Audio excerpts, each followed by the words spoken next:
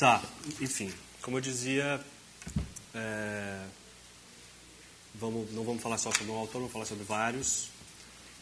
Mas, mais uma vez, como na aula passada, a intenção não é fazer uma análise completa do gênero ou um apanhado cronológico do que está acontecendo na crônica contemporânea.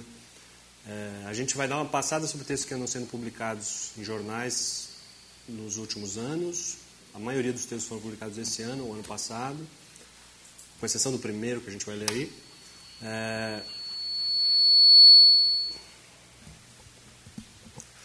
Mas, mais uma vez, enfim, a intenção não é fazer esse mapeamento, nem muito menos escolher os cronistas que a gente vai falar aqui, não necessariamente são o que eu considero os melhores cronistas do Brasil. Eu acho que eles estão entre os melhores cronistas do Brasil, mas isso aqui não é uma eleição.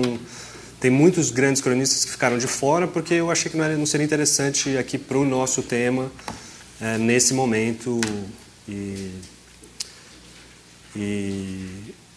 mesmo nem todas as crônicas presentes aqui são necessariamente as que eu considero as melhores, mas são excelentes crônicas que eu acho que serviriam para a gente para fim de comparação e discussão.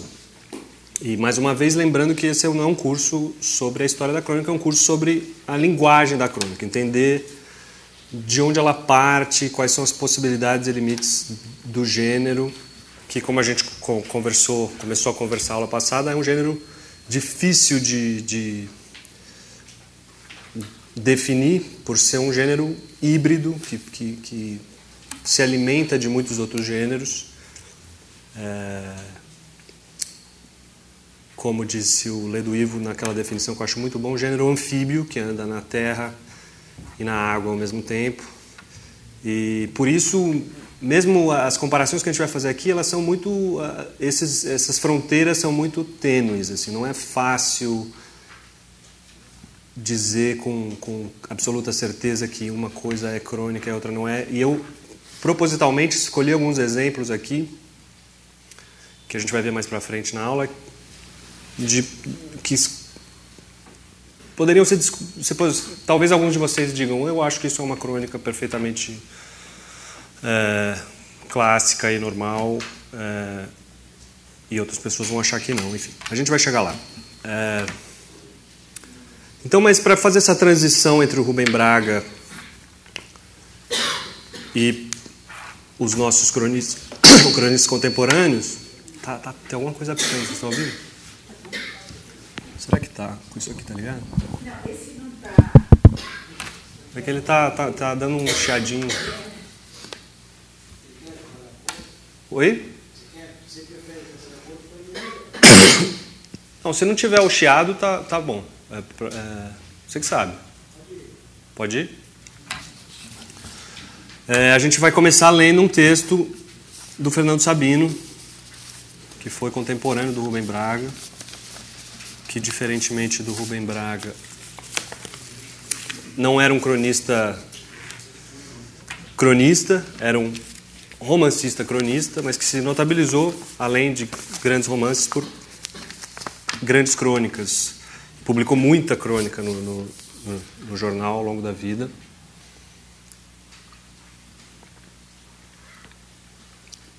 Então vamos lá, a gente vai ler a primeira crônica, chama-se, ironicamente, a última crônica. A caminho de casa, entro num botequim da Gávea para tomar um café junto ao balcão. Na realidade, estou adiando o momento de escrever. A perspectiva me assusta. Gostaria de estar inspirado, de coroar com êxito mais um ano nessa busca do pitoresco ou do irrisório no cotidiano de cada um. Eu pretendia apenas recolher da vida diária algo de seu disperso conteúdo humano, fruto da convivência que a faz mais digna de ser vivida. Visava ao circunstancial, ao episódico. Nessa perseguição do acidental, quer num flagrante de esquina, quer nas palavras de uma criança ou num acidente doméstico, torno-me simples espectador e perco a noção do essencial. Sem mais nada para contar, curvo a cabeça e tomo meu café, enquanto o verso do poeta se repete na lembrança. Assim eu quereria o meu último poema. Não sou poeta, estou sem assunto. Lanço então o último olhar fora de mim, onde vivem os assuntos que merecem uma crônica. Ao fundo do botequim, um casal de pretos acaba de sentar-se numa das últimas mesas de mármore ao longo da parede de espelhos.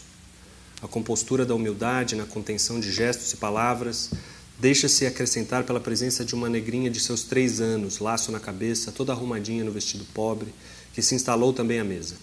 Mal ousa balançar as perninhas curtas ou correr os olhos grandes de curiosidade ao redor. 3 seres esquivos que compõem em torno à mesa a instituição tradicional da família, célula da sociedade. Vejo, porém, que se preparam para algo mais que matar a fome. Passo a observá-los. O pai, depois de contar o dinheiro que discretamente retirou do bolso, aborda o garçom, inclinando-se para trás na cadeira, e aponta no balcão um pedaço de bolo sob a redoma. A mãe limita-se a ficar olhando o imóvel, vagamente ansiosa, como se aguardasse a aprovação do garçom. Este ouve concentrado o pedido do homem e depois se afasta para atendê-lo.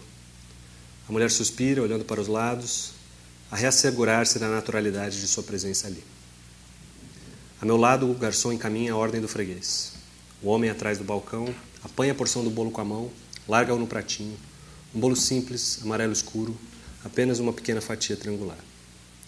A negrinha, contida na sua expectativa, olha a garrafa de Coca-Cola e o pratinho que o garçom deixou à sua frente. Por que não começa a comer? Vejo que os 3, pai, mãe e filha, obedecem em torno à mesa um discreto ritual. A mãe remexe na bolsa de plástico preto e brilhante. Retira qualquer coisa. O pai se mune de uma caixa de fósforos e espera. A filha aguarda também, atenta como um animalzinho. Ninguém mais os observa além de mim. São 3 velhinhas brancas, minúsculas, que a mãe espeta caprichosamente na fatia do bolo. E enquanto ela serve a Coca-Cola, o pai risca o fósforo e acende as velas. Como a um gesto ensaiado, a menininha repousa o queixo no mármore e sopra com força, apagando as chamas. Imediatamente se põe a bater palmas, muito compenetrada, cantando num balbucio a que os pais se juntam discretos. Parabéns para você, parabéns para você.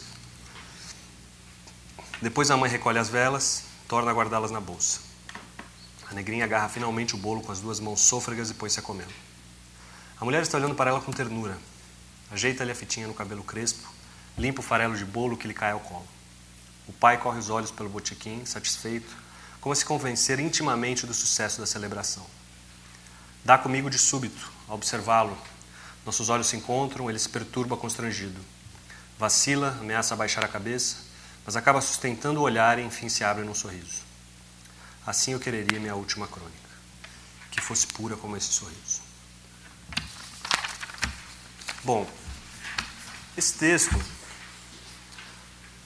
lido com atenção, ele é quase uma aula, não no sentido do fazer, mas do próprio tema de como nasce uma crônica.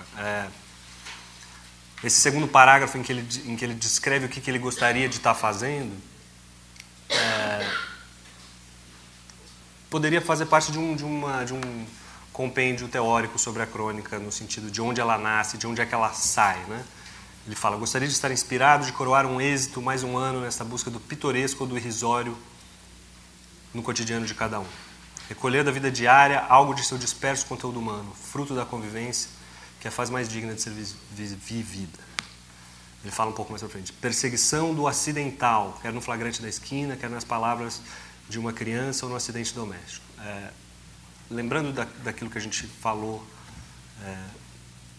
na semana passada, daquela ideia do cronista como uma espécie de vira-latas, um farejador da realidade que anda por aí atrás dessa pequena coisa que vai despertar muitas vezes um subtema maior que está por trás daquela coisa acidental e superficial que é o tema aparente da crônica. Aqui ele aborda isso de maneira literal, né? Está falando que ele queria achar essa coisa que daria essa crônica para ele. E ele encontra nessa família que está sentada no restaurante esperando para festejar o aniversário da criança. O Antônio Cândido, naquele texto que eu fiz referência na aula passada, falando sobre essa crônica especificamente, fala sobre que ela tem um ritmo emocionado sob a superfície do humor lírico. É uma descrição bastante precisa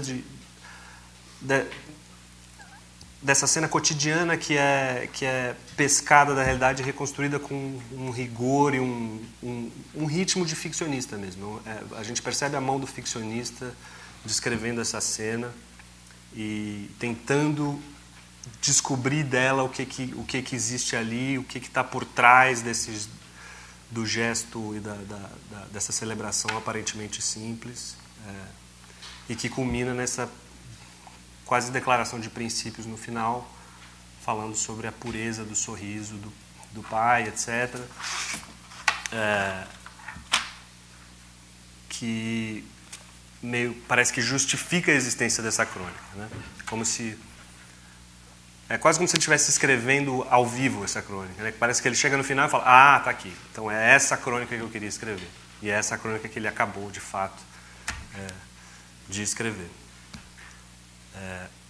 Eu selecionei uma outra crônica que também trata da questão da gênese da própria crônica, que é do Antônio Prata. Vocês vão notar que tem 3 textos do Antônio Prata aqui nessa seleção. Não é absolutamente proposital, no sentido de que eu acho que ele merecesse mais crônicas do que os outros, mas porque eu achei que, para o nosso interesse aqui, as crônicas dele encaixavam na nossa discussão. Eu acho que ele é um dos melhores cronistas trabalhando hoje, mas só queria deixar claro que essa desproporção não implica um julgamento. Mais uma vez, teve muitos autores que ficaram de fora, etc.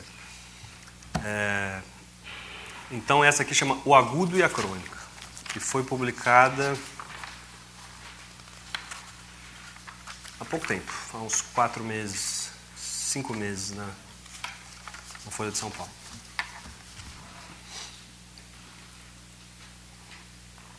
Ontem, zapeando, dei com um documentário sobre Lacan, o lacônico psicanalista francês. Dizia o programa que o terapeuta não marcava a hora para as consultas. Se às 3 da manhã o paciente despertasse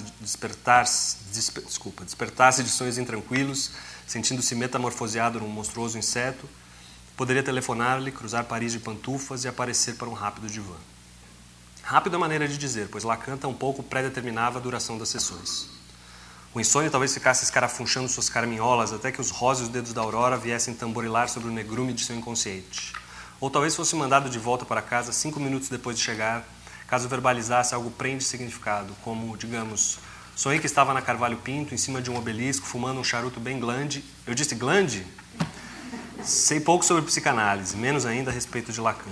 Mas essa ideia de que as angústias e aflições deveriam ser servidas quentes, não levadas para alguma geladeira da consciência e de lá tiradas somente às terças e quintas, 15h45, ou às quartas e sextas, às 16h30, já murchas ou decantadas pelo refrigério da razão, remeteu-me a um outro assunto que me é caro, a crônica.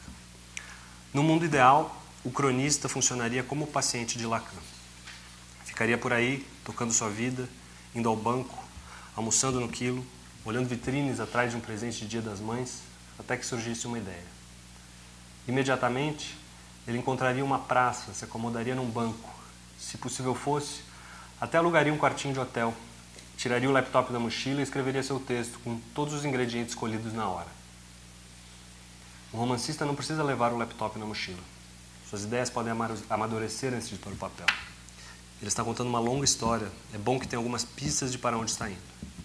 Já o cronista, quanto mais cego iniciar seu passeio, maiores as chances de conhecer lugares novos no caminho. Outro dia, num jantar, meu amigo Humberto Werneck contou-me de um comentário de Manuel Bandeira a respeito de Rubem Braga. Braga é sempre bom. Quando não tem assunto, então é ótimo. Claro, pois nesses textos em que o tema não está dado, é como se acompanhássemos o escritor de pantufas no meio da noite, atravessando sua Paris interior, matutando sobre suas angústias, seus alumbramentos. É como se o víssemos deitar-se no divã, ouvíssemos seu relato, suas queixas, suas hipóteses, até que, num ato falho, numa gaguejada, numa repetição ou silêncio mais longo, o assunto se materializasse. Não no papel, mas na cabeça do analista, isto é, do leitor. É o caso, por exemplo, de um dos textos mais bonitos de Braga, um dos textos mais bonitos que eu já li. cizenando a vida é triste. O que parece uma reflexão dispersa na cozinha, umas voltas em torno de um radinho de pilha, revela-se um comentário arrasador sobre o amor e a solidão. Não é o caso, por exemplo, deste texto. Às vezes, um charuto é apenas um charuto, uma crônica é apenas uma crônica. Nem todo mundo pode ser Rubem Braga, nem todo mundo consegue ser tão glande. Eu disse glande?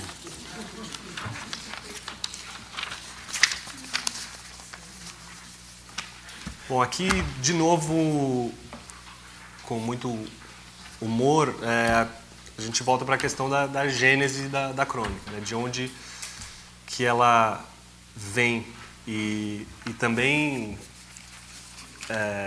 tem muitas frases e parágrafos aqui que poderiam fazer parte de uma explicação da crônica.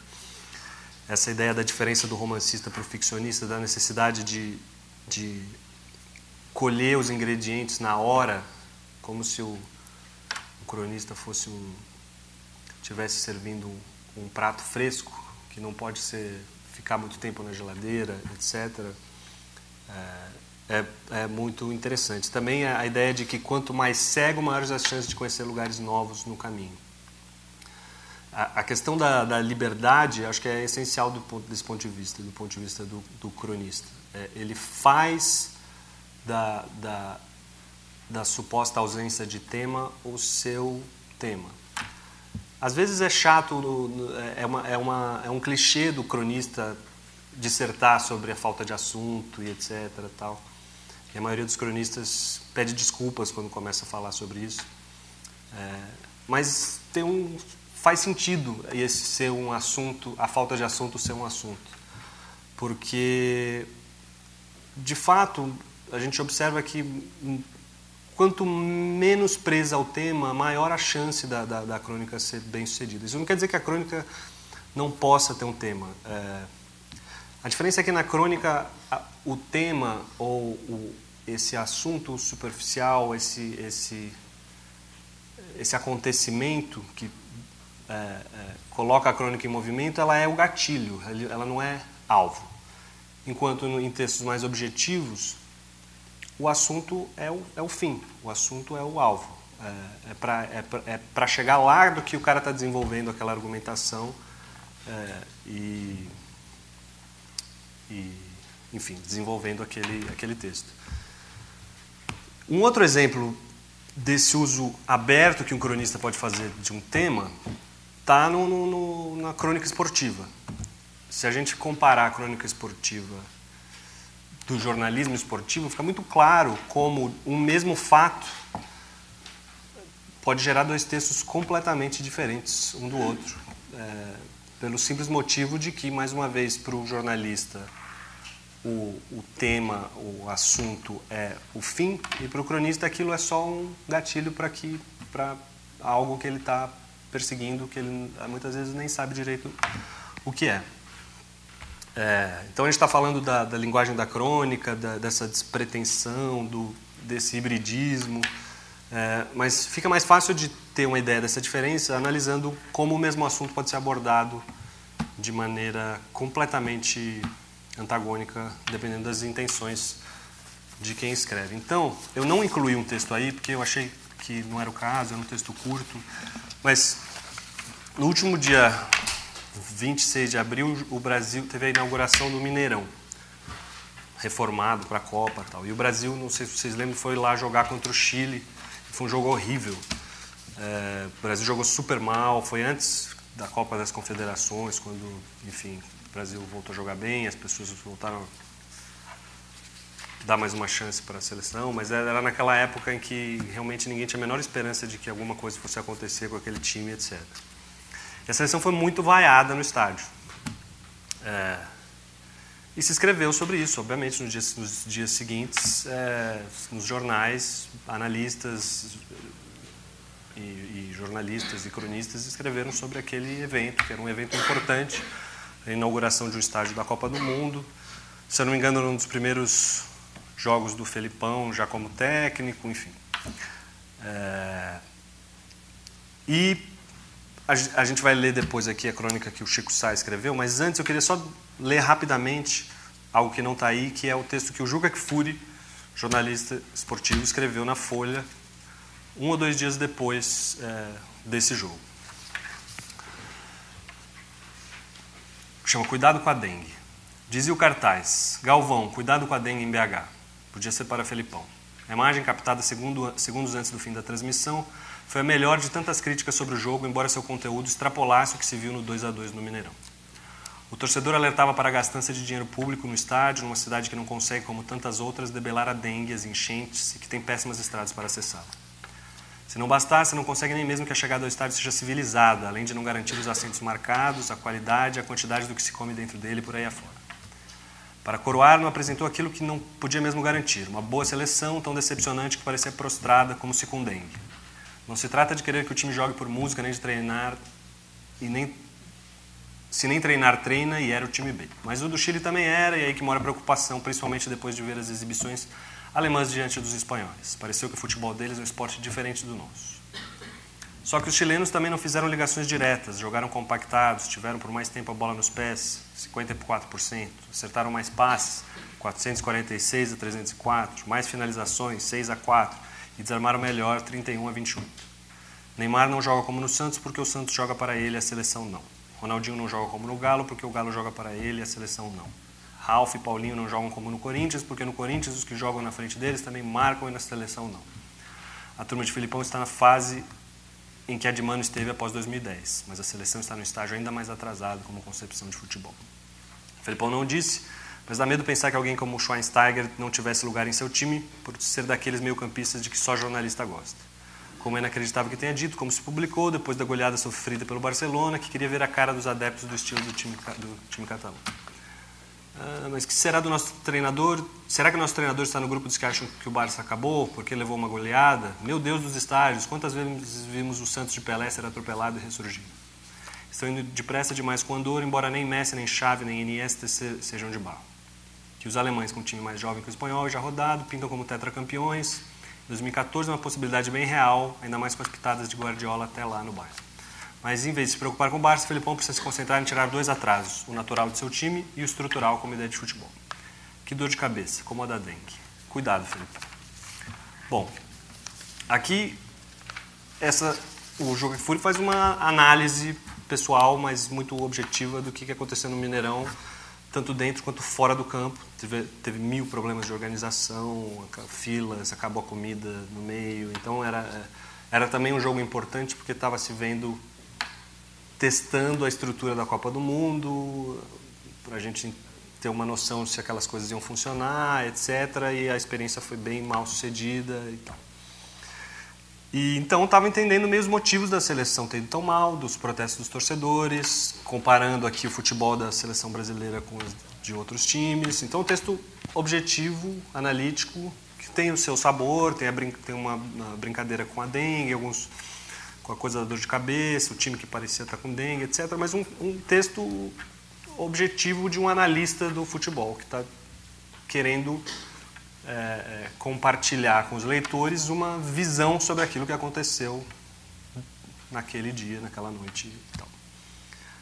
Uma análise do momento que hoje... Aí a gente estava falando semana passada de como a crônica tem uma coisa que é transitória. O jornalismo de dia a dia tem mais ainda, né? Então, hoje uma leitura dessa fica datada, obviamente, porque o tempo passou, o Brasil jogou melhor depois. Não sei se os estados estão muito diferentes, mas enfim. Mas uma análise de momento aqui de um jornalista, analista competente. Agora vamos ler o que o Chico Sá fez na crônica sobre o mesmo jogo.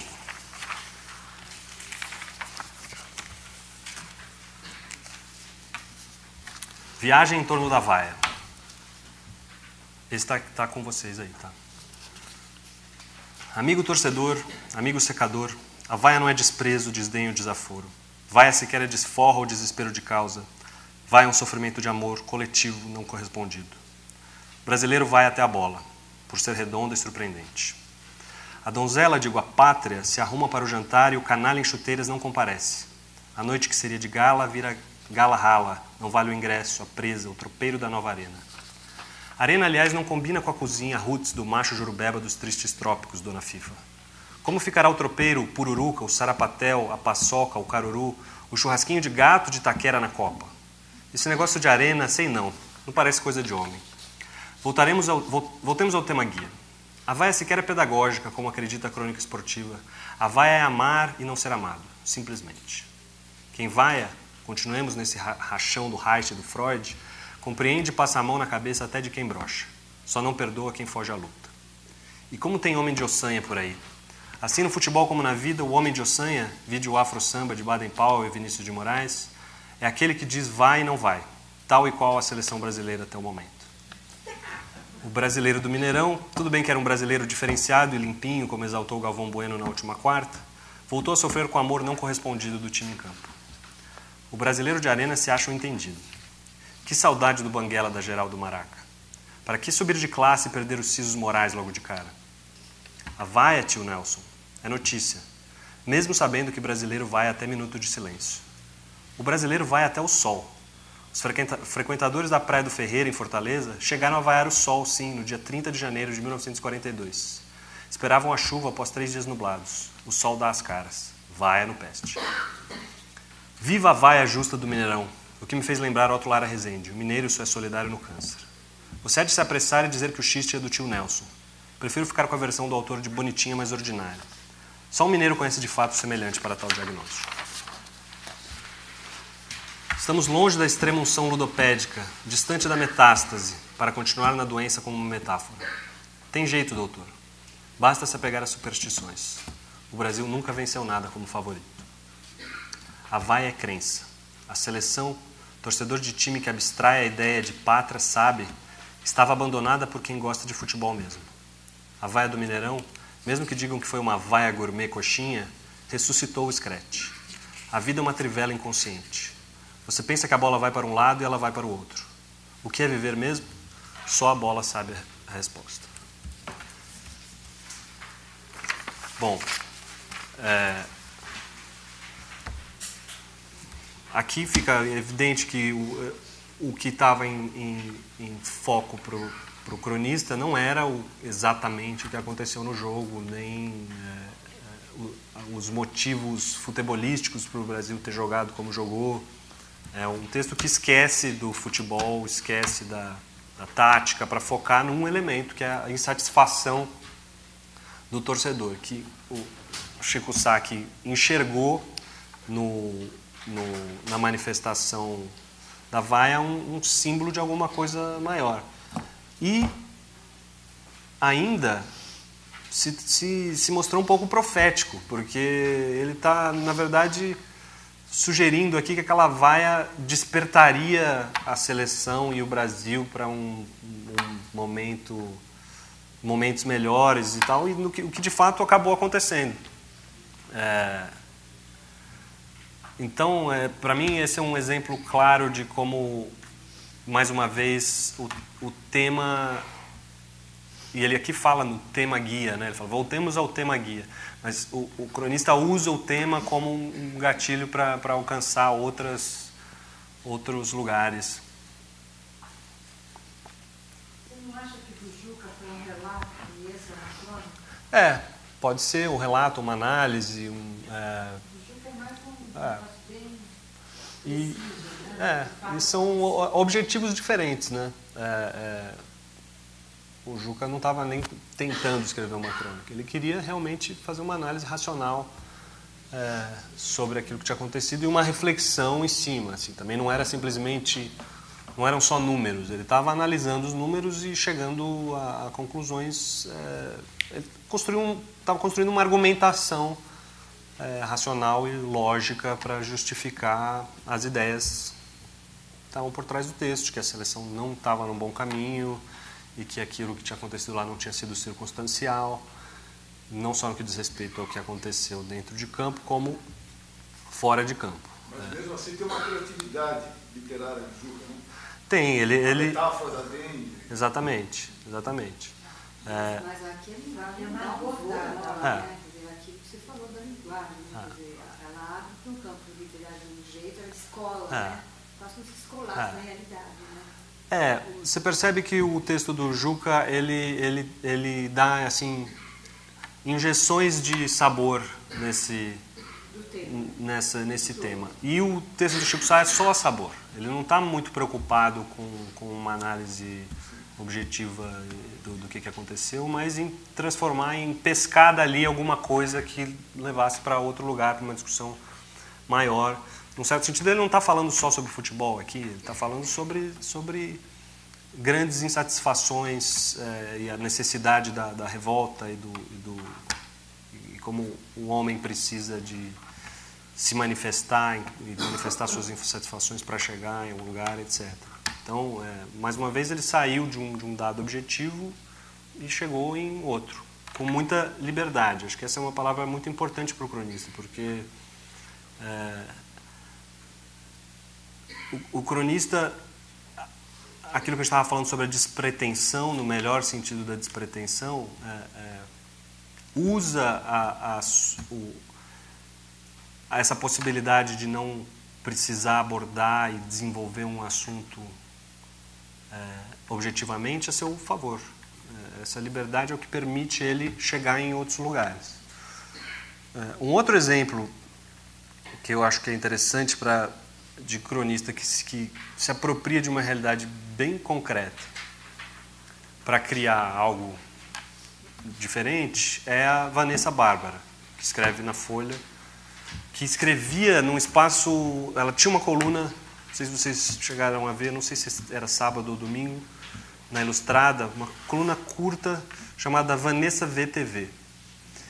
E era uma coluna, um espaço interessante, porque oficialmente era um espaço de crítica de TV, mas ela não fazia crítica de TV. Ela não fazia isso que o Juca Kfouri fez com o futebol, no sentido de assistir 1 ou 2 programas e dizer qual era bom, qual não era, por quê, etc.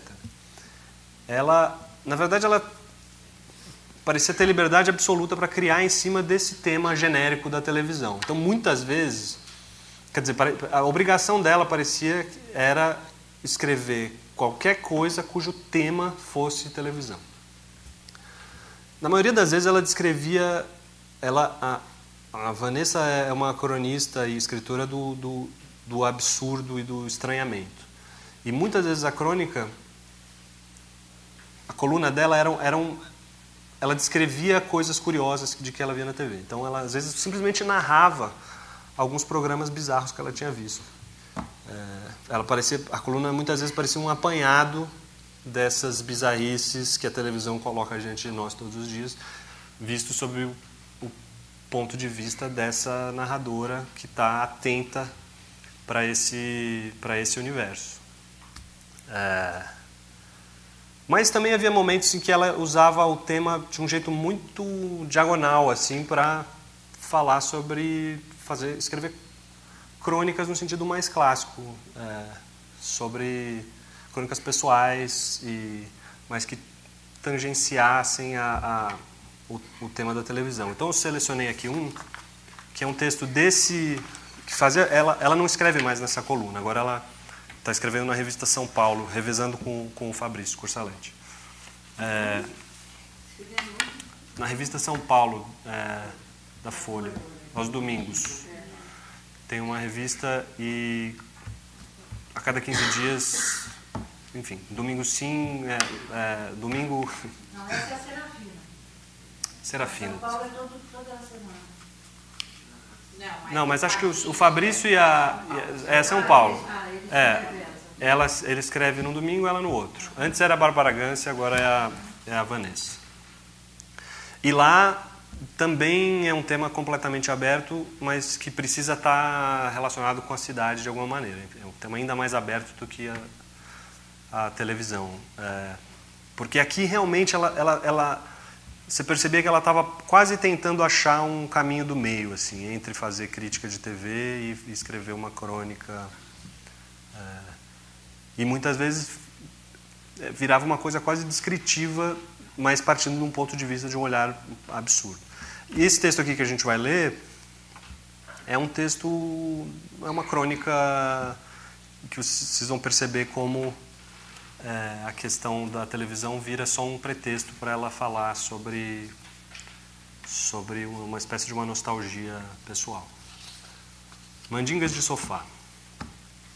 Poucos sabem, mas o Corinthians foi campeão mundial graças ao meu pai. É que no meio do jogo ele viu que estava com a bermuda do avesso. Levantou-se do sofá para tomar providências, mas naquele momento o time alvinegro se lançou ao ataque, o que foi claramente um sinal. Com o sangue frio de quem cumpre um dever, meu pai não só manteve o lado errado da bermuda, como se sentou no chão, num canto da sala conhecido como o lugarzinho da sorte. Ele profetizou: o Corinthians vai marcar daqui a 5 minutos. Emerson no contra-ataque. Passados 24 minutos, Paulo Guerreiro abriu o placar com um gol de cabeça. Não falei? Em outra ocasião, a seleção brasileira venceu uma partida só porque, após o primeiro tento, meu pai passou 42 minutos de pé com um dos chinelos calçado e o outro largado no meio da sala, no local exato em que estava quando se deu o lance. Quando o adversário ataca, não há quem deixe de fazer uma mandinga na frente da TV, gritando "show" 3 vezes e berrando ordens para o zagueiro. Se a pressão continua, é hora de mudar de canal. Alguns falam diretamente ao juiz ou gritam com o técnico, cientes de sua influência numa partida que está ocorrendo a 18 mil quilômetros de distância. Há quem vista a mesma roupa durante todo o campeonato e só aceite assistir ao jogo numa determinada emissora, com a televisão no mudo. A rotina doméstica tende a ser a mesma das vitórias anteriores. Em certas ocasiões, é preciso manter os dedos cruzados por trás das costas durante toda a duração da peleja, por mais que se tenha cãibra quando o jogo vai para a prorrogação. Ninguém pode passar na frente do aparelho durante uma cobrança de falta. Tapar os olhos nos piores momentos costuma ser uma uruca eficaz para minar a autoconfiança dos rivais. Sem dúvida, há fluidos supersticiosos que emanam do espectador dedicado, adentram a TV por mística osmose e influem no andamento da partida, por mecanismos que todo barbeiro compreende. Na decisão por pênalti da Copa de 94, o Brasil ganhou porque meu pai estava escondido na lavanderia, ouvidos tampados. Muita gente se recusa terminantemente a assistir cobranças de pênaltis, por razões nervosas e por medo de influenciar um momento crucial com algum pensamento indevido. Tudo isso apesar do ditado: se macumba desse certo, o campeonato baiano terminava sempre empatado. Enfim, mais um exemplo aqui de... E aqui ela parece que está, de novo, meio num meio de caminho, que ela está falando de um tema genérico, sobre o jeito que as pessoas lidam com a questão de superstição, futebol, etc., e a lembrança do pai, etc. Pois não. Eu fiquei pensando, por exemplo, esse aqui, dela agora, parece que o assunto fica mais concentrado, né? Porque as anteriores, você não identifica ainda, o assunto, você pode até pensar que é a falta de assunto, mas tem uma abertura para várias outras coisas. E aqui não. Aqui, embora eu identificasse como uma crônica, porque tem uma linguagem, mas não abre. Eu fiquei pensando, qual é o assunto da crônica? Talvez seja não ter um assunto que se aprofunde para poder abrir, só que para poder abrir para muitos, o repertório, nem sei se é isso, mas eu imagino que o repertório cultural de quem escreve, não sei se é repertório cultural, não é fácil fazer essa abertura aqui, e fiquei com a impressão de que ficou muito fechado nisso. Eu senti essa diferença. Eu acho que ela estava... eu realmente acho que ela tentou fazer nessa coluna uma coisa muito difícil de fazer, que é... Primeiro que é um espaço pequeno, esse é um texto menor do que o espaço que se costuma ter para a crônica no jornal, mas também por isso, porque ela queria falar de um assunto objetivo, mas também com a liberdade da crônica e tal. E muitas vezes, de fato, você tem razão, ficava no meio do caminho. Eu entendo quem possa ler esse texto e falar, parece que ele não chegou lá em nenhum ponto. Eu devia ter pego aqui, recomendo que vocês leiam as crônicas dela no São Paulo, na revista São Paulo, porque você percebe como ela se aproveita melhor do espaço e é um universo que ela parece que está mais à vontade, assim. Com mais liberdade, também mais espaço físico, e esse olhar do absurdo fica um pouco mais claro. Assim. Acho que as outras aqui tem um momento epifânico que falta essa. Não chega em nenhuma epifania. É verdade. A sensação que dá no... trivial não chega em algo assim, uma revelação qualquer, universal. A sensação que dá é que ela para antes. É um texto divertido, mas parece que para antes. Parece que ficou faltando... Não necessariamente a crônica seja obrigada a chegar antes. Não necessariamente. Talvez a grande crônica, digamos assim. A crônica, mas é que a gente viu, por exemplo, é claro, a senhora lembrava que se assemelha muito até um ponto, a linguagem até é uma crônica, mas tem uma história. Mas as crônicas, se você vê algumas crônicas, por exemplo, do Veríssimo, são verdadeiras piadinhas. A gente vai falar do Veríssimo. As últimas são até as gracinhas da netinha dele. Então, não sei, eu acho que não acho que tem que necessário, porque aí eu acho que então você vai chegar num ponto. Se você quiser chegar a um sexto, a uma coisa assim, vai começar a querer aproximar a crônica do ponto. Porque eu acho que uma das características do ponto é isso. Você dá um corte na realidade, eu acho que você chega, você pega aquele fato, mas você chega a alguma coisa, você tem um final. E a crônica é uma coisa assim, mas você não precisa ter necessariamente a opinião do cronista. É opinião, mas não sei se é opinião, mas isso de sair do particular para chegar no geral, no universal, acho que é isso, né? Acho que aquilo realmente ela falou no particular. Assim, não saiu da casa dela, assim, sabe, da sala. A impressão que eu fiquei, assim. Mas tem muitas que fazem isso. A gente vai falar do Veríssimo daqui a pouco, ele está aqui, ele é um exemplo quase inclassificável. Que mesmo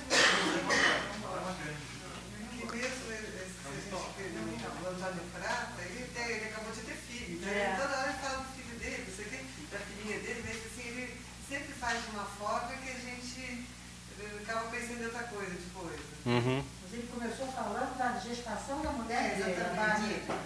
E aí foi até o nascimento da criança, até que encheu um pouco.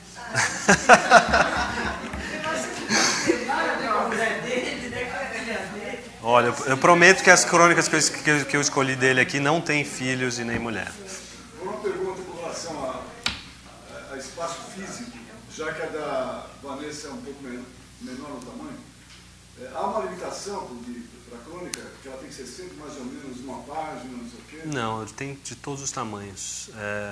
Se for muito grande, já é outra coisa. Né? Se você pegar o Veríssimo, por exemplo, às vezes ele pega aquele espaço da crônica e escreve 3 coisas bem pequenininhas. O texto que a gente pegou aqui dele, que a gente vai ler, são 3 flashes de texto. Assim. É um texto de uma página e meia, que é mais ou menos o tamanho dessas crônicas que a gente pegou aqui.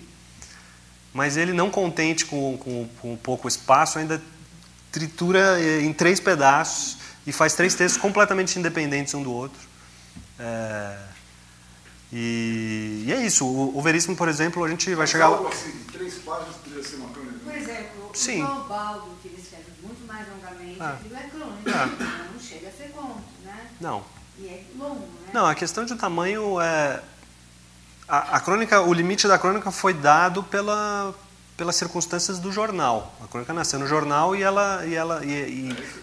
o espaço varia, mas você não vai ter uma crônica de 15 páginas, porque ela não... Obviamente que hoje em dia, com a pulverização dos meios, inclusive internet, etc., seria possível escrever uma crônica No caso da longuíssima. revista, por exemplo, você tem a Vejinha, lá tem sempre a última página, Alcir Carrasco, ou Ivan Ângelo. No caso das revistas antigas, Manchete, Cruzeiro, tinha lá uma página inteira, entendeu? Você tinha que preencher aquele espaço. Não, a questão do espaço certamente é um fantasma para cronistas, porque você tem um espaço, você sabe que você não pode ser nem maior nem menor. Tem até ilustração. Agora isso é pelo editor, né? Oi? É determinado pelo Exatamente, você sabe que você tem tantos toques para preencher e não dá para você entregar com metade. Então isso é uma dessas limitações que a crônica tem, como qualquer texto jornalístico, na verdade, mas a crônica, por ser esse híbrido entre ficção e um texto jornalístico, etc., Um romancista, o romance terá o tamanho que ele achar que precisa ter. Não, o conto também. O conto também. O conto pode ter uma página ou 60. No caso do jornalista, sim, que está escrevendo reportagem, ele também tem uma limitação e ele vai adaptar o texto dele para aquele tamanho, que muitas vezes varia com anúncio, importância do tema, tem milhões de... O seguinte, se o cronista quiser escrever extra-jornal, extra-revista, esquecer totalmente, aí não tem limitação. Não. Não teria. Não teria. Mas o que acontece muitas vezes, se você lê os cronistas, o mesmo cronista seguidamente, você percebe que ele desenvolve, muitas vezes, quase que uma estrutura própria para caber naquele. Parece uma consequência natural do exercício de escrever sempre do mesmo tamanho, sim, e tal. Então, em muitos textos, por exemplo, do Antônio Prata, a gente muitas vezes percebe isso. Ele tem uma estrutura básica ali que ele mais ou menos obedece e que ajuda ele a chegar no lugar que ele quer, por mais diferentes e variadas que sejam as crônicas que ele escreve. Eu acho que isso é uma coisa que o cronista naturalmente desenvolve, até como uma maneira de conseguir escrever tanto semanalmente e poder se controlar também, porque você precisa ter noção exatamente Uma coisa é você começar a escrever um texto que você não sabe onde vai parar e você não precisa parar. Outra coisa é você escrever um texto que precisa ter um determinado tamanho e você não pode escrever uma introdução de uma página e depois sair correndo para concluir em um parágrafo. Então, o tamanho acaba pedindo uma estrutura própria que cada cronista vai descobrir. Uma última coisa que eu perguntaria com relação ao negócio de jornal e revista. É viável pensar num cronista que não dependa de revista ou jornal? Ele fala, eu quero ser cronista, vou publicar livros e ponto final. Porque se pensar desde o início do século XX, João do Rio, Lima Barreto, todos eles estavam vinculados a jornal, entendeu? Eu acho que é viável, mas eu acho que a crônica tem um componente de... Ela necessariamente tem que estar no jornal? Não, ela pode estar num site, ela pode... Mas eu acho que a crônica tem esse componente do transitório, eu acho importante. Seria estranho, mas não impossível, mas estranho alguém chegar e ficar escrevendo no escuro da sua casa várias crônicas diárias sem publicar num site ou o que quer que seja, e depois reunir num livro e publicar e dizer, essas aqui são as minhas crônicas. Seria estranho porque seria um olhar de retrospectiva sobre as coisas. E a crônica tem uma coisa que é essa coisa do dia a dia, de pescar essas pequenas coisas, a coisa circunstancial. Então, seria quase como não se aproveitar de uma potencialidade que a crônica tem, esconder essas crônicas para depois publicar em livro. A imensa maioria dos livros de crônicas são reuniões. Mas é que se o cronista ficar dependendo da boa vontade dos editores... Mas hoje em dia está fácil, quer dizer, você pode abrir um blog e publicar suas crônicas e ter o feedback. Obviamente que o alcance é menor, mas eu acho que a crônica está ligada a esse diálogo, inclusive com o leitor e com a coisa circunstancial do próprio meio. Mas o livro também, assim, sabe, ele pode chegar e editar um livro, mas até aí precisa ver se alguém vai comprar seu livro. Né? Se a gente não for conhecido, sabe, tipo da coisa que, em geral, que você falou, os livros são compilações de crônicas já publicadas, e por isso que as pessoas compram. São cronistas conhecidos do jornal, da revista, de onde for, né? Exatamente. Você ia perguntar alguma coisa? Não, eu vou dar o meu exemplo, que eu escrevo crônica no site do Estadão. São semanais, não tem nenhuma limitação de tema ou tamanho. Não é só mais um jornal. Mas de fato tem que estar atrelado a alguma periodicidade e à atualidade. Eu acho que é parte da graça da crônica. Seria um pouco se trair escrever crônicas que não tivessem essa relação com o dia a dia, no sentido da publicação também. Eu participei, uns anos atrás, de um concurso do jornal Globo, onde eles diziam que nós tínhamos um limite de palavras. Podia passar daquilo. E o caderno 2, na parte literária. Depois eu entendi, no primeiro momento eu não entendi nada, depois que eu acabei de escrever meu conto, eu botei naquele programa que conta as palavras, uma loucura, nem sabia fazer aquilo, mas enfim, consegui enfiar tudo que eu queria dentro daquele limite e mandei. Depois eu entendi por quê. Porque era um jornal, o jornal ia publicar, então tinha que ter um limite. Né? Naturalmente eles tinham um espaço, né? Isso talvez em concurso seja interessante, né? Dar a todos um limite. Você não vai dizer em mais tempo do que o outro. Normalmente existem limites para concurso de contos, de crônicas, mesmo romances. Muitas vezes tem um limite que é inclusive para ajudar na avaliação, né? Porque não dá para a pessoa chegar lá e receber tá avaliando contos e receber um conto de 60 páginas, mas eu tendo a achar que o limite é bom, porque ele te obriga a trabalhar dentro de um parâmetro. Assim. A crônica é um gênero tão livre e aberto que é bom ter um fechozinho aqui e ali para você direcionar um pouco a sua criatividade e tal. Então, eu acho que eu acho que é isso, faz parte do... Lembrando de novo que a crônica nasceu do folhetim, que era aquele pequeno espaço no rodapé do jornal. A limitação do espaço faz parte da... Isso não quer dizer que ela não possa mudar e ser maior, e eu acho que hoje em dia, com o advento da internet e tal, isso tende a mudar e etc. Mas, tradicionalmente, a limitação do espaço é uma característica da crônica. Eu vou ler agora um texto um pouco maior, que eu não vou falar muito sobre ele antes, porque eu quero ouvir vocês depois. É um texto de um escritor contemporâneo, que eu recomendo fortemente, o autor, um grande romancista jovem, chamado Daniel Galera, que escreve no Globo, eu não sei com que periodicidade, eu acho que semanalmente, se eu não me engano. Acho que faz pouco mais de um ano que ele começou a escrever lá. E eu queria, enfim, comparar esse texto com outros que a gente leu, no sentido da estrutura e etc. Ele tem esse nome estranho, mas eu consultei meus amigos mais próximos do mundo da internet, que me disseram que esse título significa "Pelo amor de Deus", na linguagem cifrada de chats, etc. Então, para eu não ter que ler PLMDDS, enfim, "Pelo amor de Deus". Até poucos dias eu me sentia completamente envolvido com os assuntos dominantes na mídia e nas conversas ao meu redor. Protestos, violência policial, discussões sobre o futuro da política e das nossas cidades, o fogo-fato... Desculpa, gente, estou com uma coisa.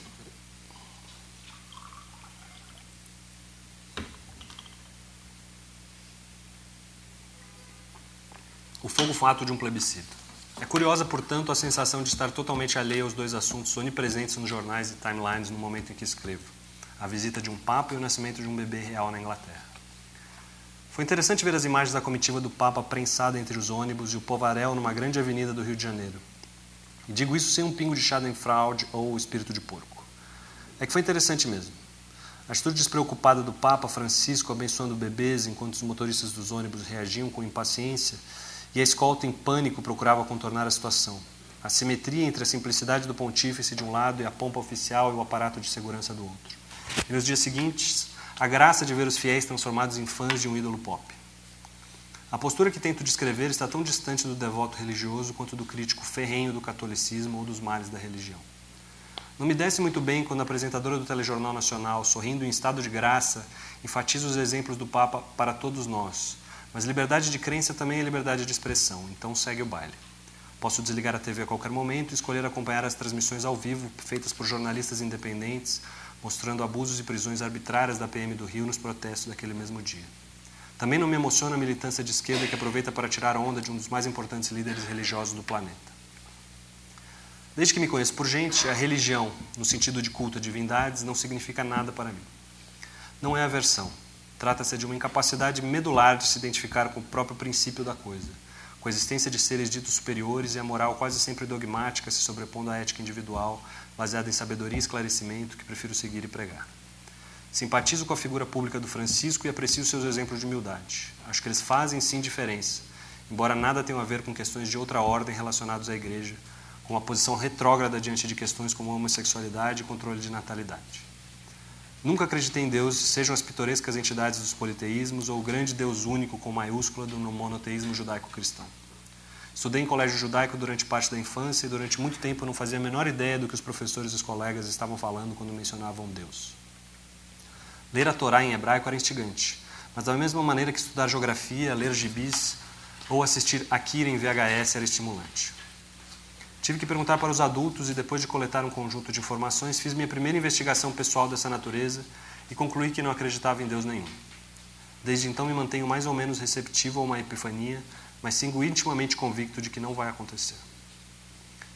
No entanto, também não consigo identificar com os ateus combativos como Richard Dawkins e Christopher Hitchens, que atacam as crenças com base em sua irracionalidade. Fé não depende da razão, e a crença aferrada na inexistência de Deus é uma modalidade de fé. Suspeito que a maioria dos ateus, os que preferem evitar gritaria e não aderir a esse tipo de debate, compreende o que estou dizendo. Os religiosos com frequência zombam da expectativa dos ateus de obter uma prova científica da existência de Deus, ignorando que, para muitos ateus, tal prova é tão irrelevante quanto para eles, pois a ideia de um universo sem Deus é uma crença apaixonada como tantas outras. Para algumas pessoas, a ausência de um mundo transcendente de vidas ulteriores é não apenas intuitivamente correta, mas também elegante, bela e confortante. Não é justo nem injusto que se morra da forma que morremos, que não haja significado nem julgamento final, que a moral seja um conjunto de valores dinâmicos resultantes de nossas relações mundanas uns com os outros e com o ambiente a que pertencemos. Tudo isso parece no lugar. O nada, a transitoriedade, a finitude, a percepção da vida como um acidente ou um capricho teológico sem seres supremos envolvidos, esse é o nosso sagrado. E sim, ateus também possuem uma percepção aguda do sagrado. O temor e o tremor, quando ocorrem, são estranhamente estimulantes. Espero que a visita do Papa tenha sido tranquila, que ele inspire pessoas e consiga fazer bem à Igreja Católica e que seus fiéis se beneficiem genuinamente com sua presença. Quanto ao bebê real, pelo amor de Deus, né? Bom, esse texto aqui tem características que poderiam ser associadas à crônica. Se a gente recolher aos pedaços, quer dizer, ele é um texto em primeira pessoa, calcado em parte na experiência pessoal do autor, que parte de dois acontecimentos circunstanciais, a visita do Papa e o nascimento do bebê real. Na verdade, mais a visita do Papa. O bebê real é só uma referência rápida. Para falar de alguma coisa maior, que é a nossa necessidade, enfim, a questão da transcendência, ateísmo, religião, etc. Mas aí eu queria saber se vocês acham que isso aqui é uma crônica ou o quê? Por quê? Eu acho que ela divaga, acho que ele coloca a posição dele originalmente judeu e ateu. Né? Eu acho que ele aproveita para condenar os ateístas que também são de fé, né? De ida, sou contra Deus, não existe, isso também é uma fé, acho esse pedaço ótimo, como ele fala, também é interessante. Você pode não acreditar em Deus, mas não pode impor que os outros tenham que acreditar. E a partir desse momento já está pregando. E ele fala isso muito bonitinho, né? Muito bem falado. Alguém concorda, discorda? Eu ia falar isso, ele tem mais informação, ele vai um pouco além daquele que a gente é acostumado a ver. Mas um ensaio.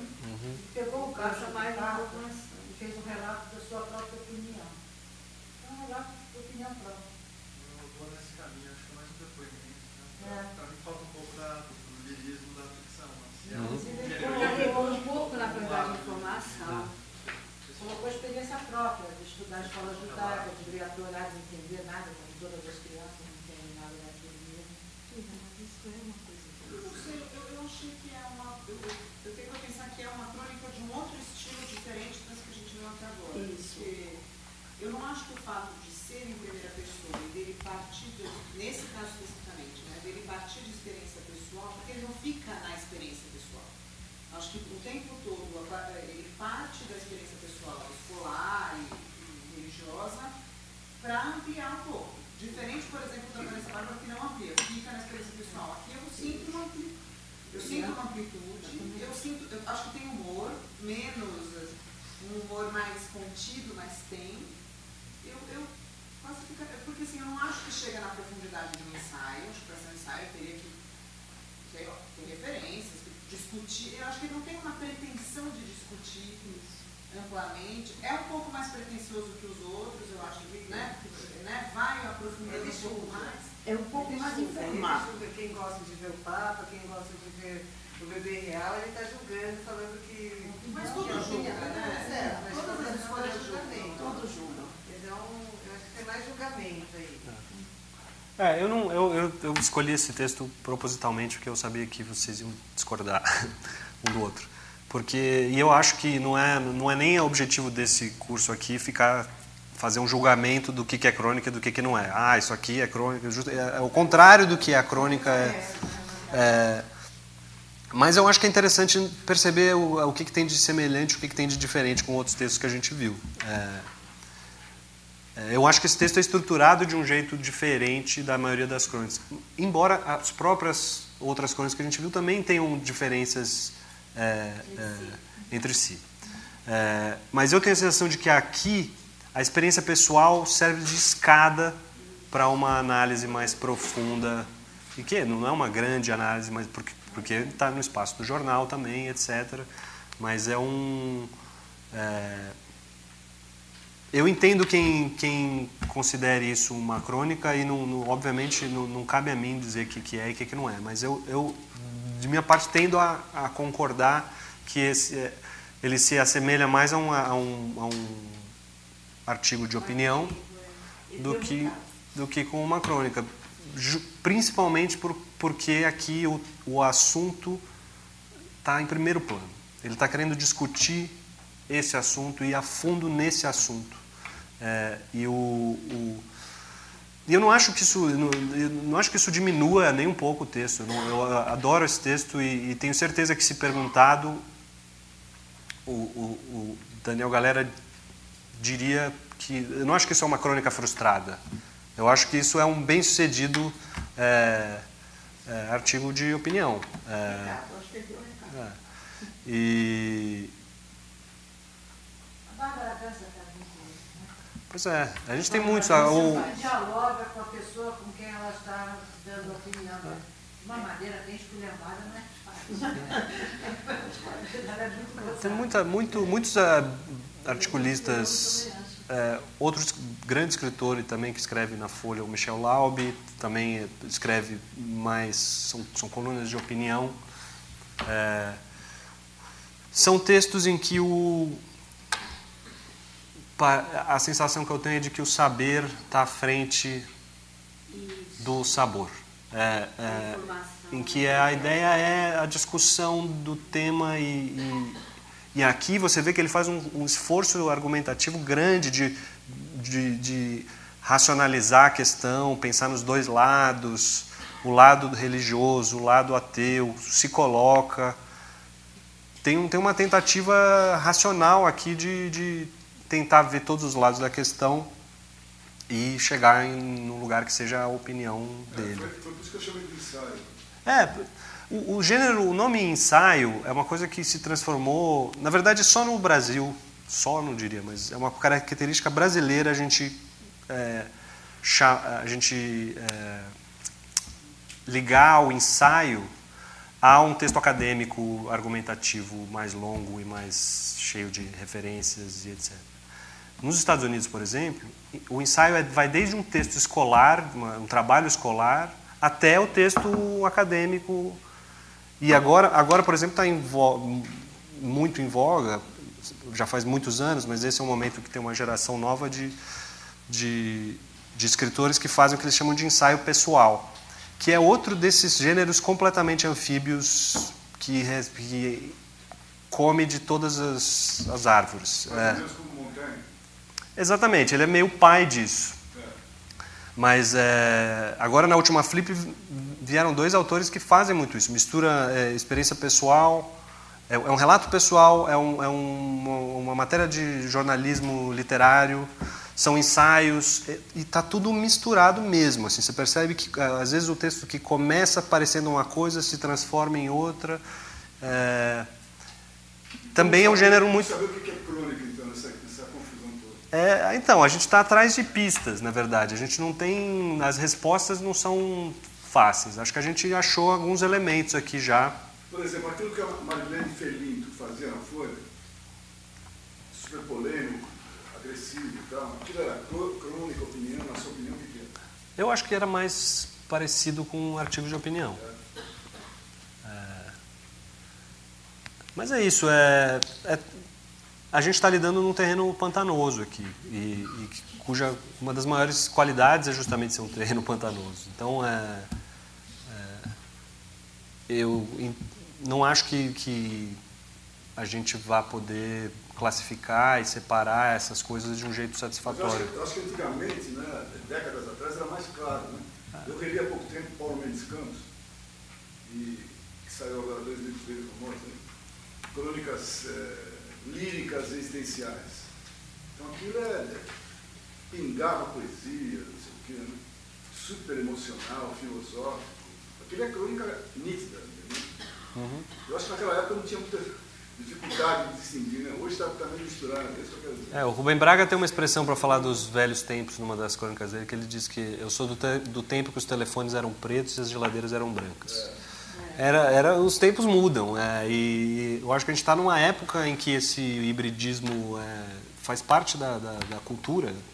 E o ensaio pessoal, que eu estava falando, é curioso, porque muita gente fala, agora estamos num momento dessa mistura de gênero. Mas é isso, você vai ler o Montaigne e está lá. Essa mistura já fazia parte do... Então... Não é necessariamente uma questão de que antes se fazia e agora não se faz mais. Eu acho que, na verdade, a gente, de certa maneira, apurou o olhar para perceber que essas classificações muitas vezes são muito impostas. E no caso do ensaio, por exemplo, realmente é uma característica muito brasileira de considerar a palavra ensaio relacionada apenas ao ensaio acadêmico. E nesse sentido, mais uma vez, esse ensaio pessoal americano guarda semelhanças com a crônica, não estilisticamente, mas no sentido do quão híbrido e aberto é o gênero e do quão híbrido e aberto podem ser esses gêneros. Né? Agora eu queria, de novo, partindo do mesmo tema, a visita do Papa no Brasil, eu selecionei um texto do Humberto Werneck, para a gente perceber como um autor diferente vai olhar para a coisa de um jeito diferente e usar esse ponto de partida para chegar em outro lugar. Então esse é o jeitinho argentino. Tento imaginar como teria ficado o bom humor do Papa Francisco se ele tivesse esticado a semana que passou aqui, como em tom de brincadeira chegou a sugerir. Tranquilo não seria. Vamos reconhecer. À medida que se espicha a convivência, cresce a nossa falta de cerimônia.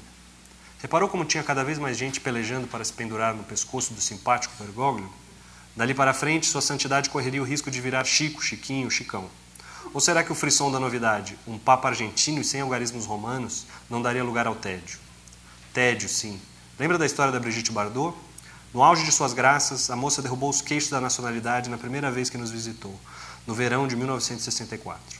Na segunda, porém, pouco tempo depois, já não causou tanta sensação, e houve mesmo algum nariz torcido. Pô, de novo, a chata da Brigitte Bardot. Imagina se voltasse hoje, fanada por décadas de muito trato nas baleias e bem pouco nela mesma. Muito diferente do Francisco, que só recebeu paparicos. Talvez tenha sido isso, agrados, o que faltou a outro argentino, o escritor Roberto Altos, nos meses que passou no Rio de Janeiro, no primeiro semestre de 1930, ao longo dos quais transitou do mais ingênuo embasbacamento ao mais corrosivo fel nas 39 crônicas aguafuertes cariocas que enviou para um jornal de Buenos Aires, recentemente reunidas em livro. Alt, que morreu jovem, aos 42 anos, deixando romances importantes como Os Sete Loucos e Os Lança-Chamas, completava 30 no dia em que chegou ao Rio, 2 de abril. O plano era passar meses, mas 58 dias depois estava pegando o hidroavião de volta. Não sem antes ter alimentado fartamente esse bate-boca que opõe brasileiros e argentinos sem mais o que fazer. Fla-flu bocó que não é de hoje.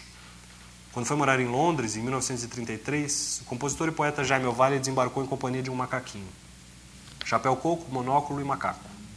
O bicho pertencia a um tripulante do navio e a bordo os argentinos deram de chamá-lo brasileño, provocação que assolou os brios nacionalistas de Ovalle ao ponto de levá-lo a adquirir o irrequieto compatriota. Nas primeiras crônicas, Alt está encantado com rios cariocas. A Avenida Rio Branco lhe parece tão perfeita quanto a Avenida de Maio de Buenos Aires, o que não é elogio pequeno. Uma cidade de gente decente, escreve ele no segundo dia, deplorando a grosseria dos argentinos. Um ritmo de amabilidade rege a vida nesta cidade.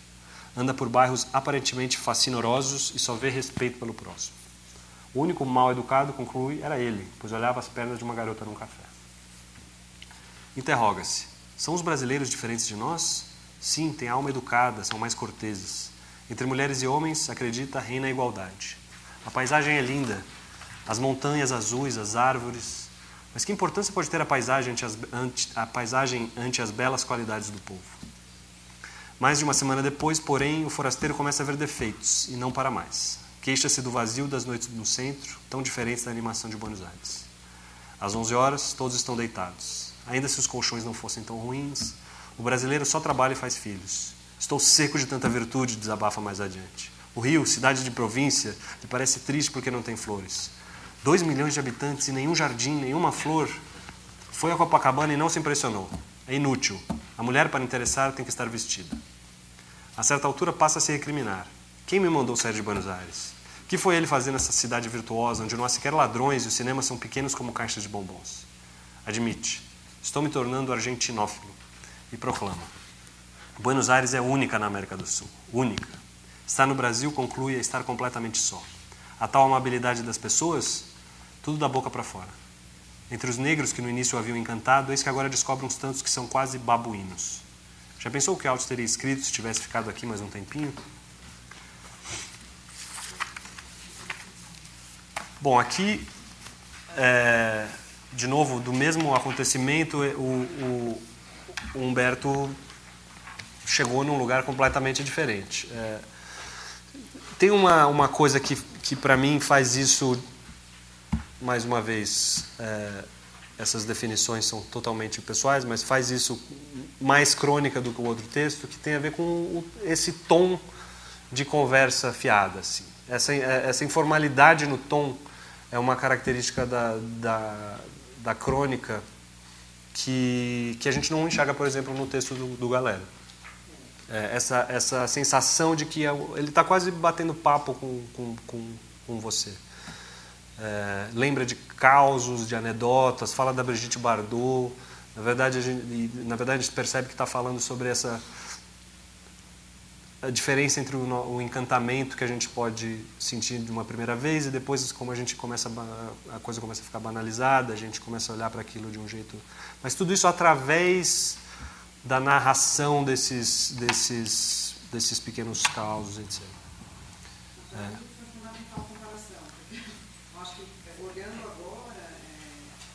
Alguma coisa me confundiu nesse texto do Daniel Galera. Acho que talvez porque mesmo tendo julgamento, a linguagem é leve, me pareceu leve.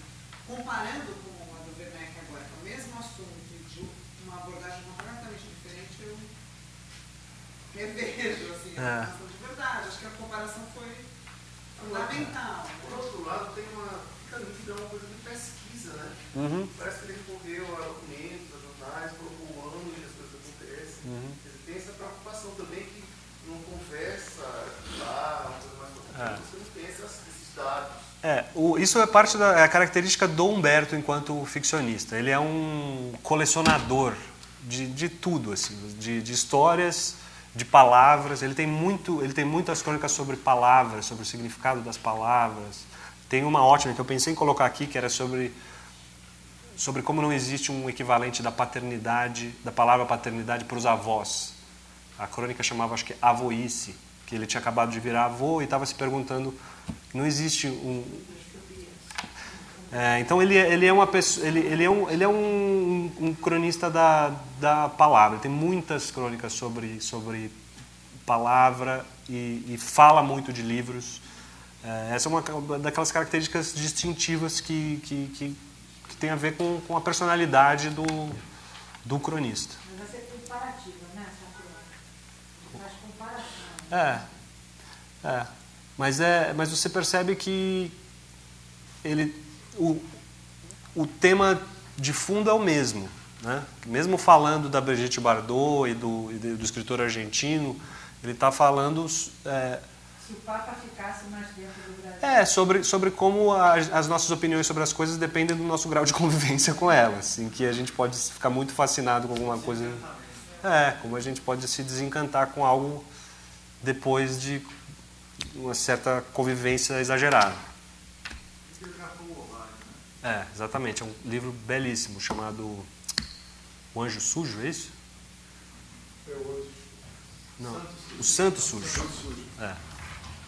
É a biografia do Jaime Ovalle, é lindíssima.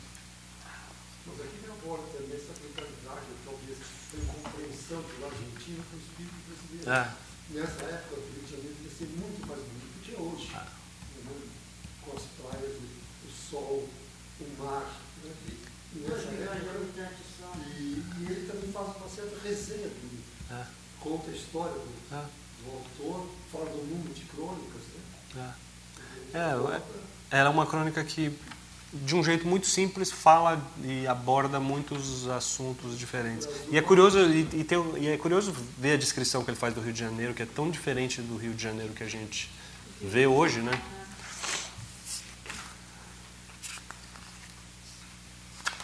Bom, que horas são, hein?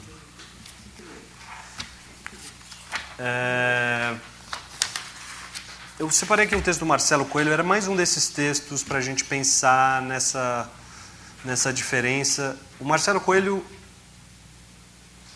sei por amigos em comum, já foi perguntado se ele é cronista e ele disse que não é cronista. Não sou cronista, sou articulista, não sei ser cronista. E, de fato, o texto dele a gente vai ver... Embora eu tenha propositalmente escolhido um texto dele em que ele é mais pessoal, é um texto um pouco distante no sentido da abordagem do tema com relação a um cronista puro, digamos assim, se é que isso existe.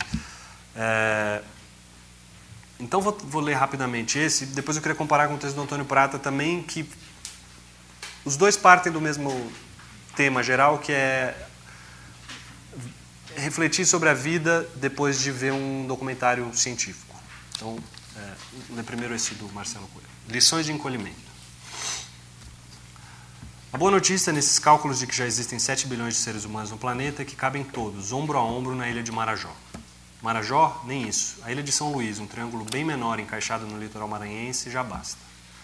Não digo que fossem boas as condições de conforto ou de sobrevivência, mas é verdade que por lá, mesmo com o menor número de visitantes, o luxo deve restringir-se a alguns pontos específicos de veraneio para a família Sarney. Pegando a notícia do outro lado, o planeta parece evidentemente pequeno para tantos bilhões de habitantes. Vale perguntar se a Terra inteira não seria, afinal, uma pequena ilha de São Luís, escondida nos obscuros maranhões da Via Láctea. Sábado passado fui ver no cinema 3D um filme sobre o telescópio espacial Hubble, feito pela Warner Brothers em parceria com a NASA. Tem 40 minutos e, paradoxalmente, o tempo parece longo demais para o assunto a que se dedica. Como assim? Toda aquela conversa de anãs marrons, buracos negros e pulsares cabe no média-metragem? O fato é que as explicações se reduzem ao mínimo. Mesmo o efeito tridimensional das estrelas voando em nossa direção, como uma invasão de gafanhotos cósmicos, logo se esgota. O documentário se concentra no Hubble, ele mesmo, e nos astronautas que se dedicaram a consertá-lo. Na tela imensa, o aparelho telescópio surge mais tridimensional do que qualquer estrela ou galáxia que nos queiram mostrar. Um complicado brinquedo branco, cheio de garras e comportas, estica-se na profundidade da tela, quase encostando no queixo do espectador. Os astronautas mergulham nas entranhas da máquina e escarafuncham seus defeitos. Como em qualquer laptop de contrabando, o problema está na placa. Os astronautas treinaram meses e meses, até debaixo d'água, onde se acostumaram à falta de gravidade, para proceder a essa tarefa das mais corriqueiras, trocar a placa. O pior é que o grande mistério não foi nem mesmo a troca da placa. O maior desafio dos astronautas foi desatarrachar cerca de 20 parafusos. Um deles não queria sair. Quando se usam luvas, naturalmente tudo fica mais difícil. Boiando na escuridão infinita do universo, suspenso na ponta mais extrema da técnica, um ser humano briga durante horas com um parafuso emperrado. Seria mais humano se xingasse e desse um tranco furioso no maldito equipamento. Claro que o astronauta foi selecionado em razão de seu absoluto controle emocional. De volta à nave, o clima é de festa. para que não fosse interrompido um programa científico bilionário, para que a humanidade prosseguisse no seu desafio de conhecer os limites e as origens do universo, para que o menor casulo de um planeta futuro fosse identificado na galáxia mais extrema, um parafusinho precisava ser vencido. Os astronautas estavam à altura da missão. Dentro da nave, comunicam-se amistosamente com a câmera. Alô, meu nome é Bob, e isso aqui é fantástico. Ponha logo o capacete, Ted. Certo, mas antes tenho que cuspir esse chiclete. Cuidado, não deixe grudado no painel, hein? Ha, ha, ha. Não vou ser rabugento a ponto de criticar tanta banalidade. Como poderia ser diferente? Os rapazes da NASA são simplesmente humanos. Há uma moça também. Seu sonho, adivinhe, sempre foi ser astronauta. O comandante lembra do avô, que foi o primeiro a estimulá-lo nos assuntos da astrofísica.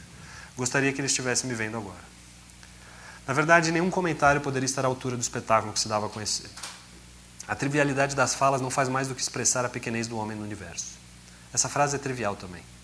Das alturas do Hubble, tudo vai diminuindo de tamanho. 7 bilhões de habitantes se encolhem num planeta, 7 bilhões de estrelas se encolhem numa galáxia, 7 bilhões de galáxias se apertam num vaporoso arabesco de luz. O filme exibe mais uma visão da Terra, um pontinho na escuridão. Parece a cabeça de um pequeno parafuso azul girando em falso, sem parar.